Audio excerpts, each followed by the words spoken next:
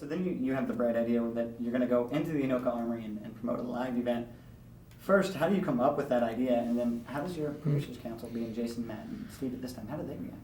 It was perfect. I go into this Anoka Armory and I see this huge auditorium setting with this big floor, and they have dressing rooms. They got they got showers and stuff for afterwards. They got concession area. They got all these folding chairs to go around the ring. It was perfect.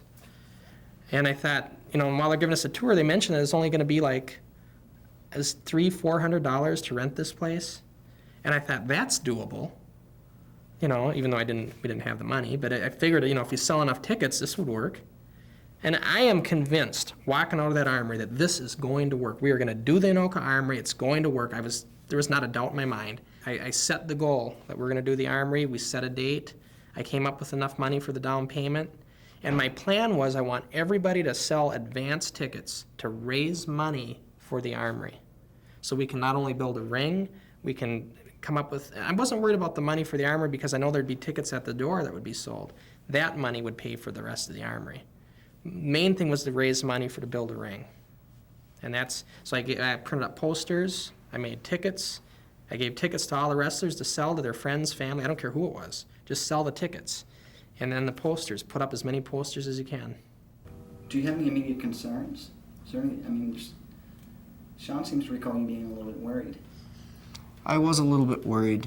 My primary worry was that the wrestlers weren't going to be up to par.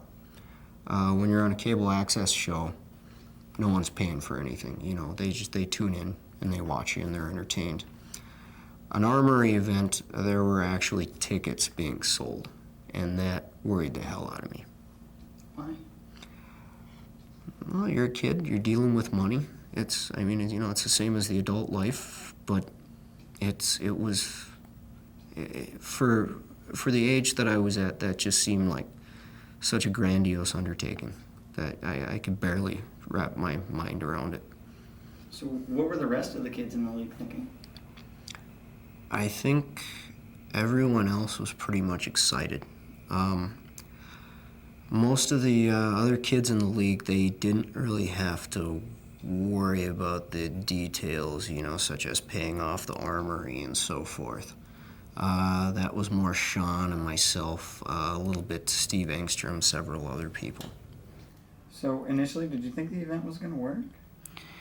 I didn't really have any doubt that it would, because he just seemed to know what he wanted to do. He had it all figured out, and he had everything lined up. He had the tickets printed, flyers were hung.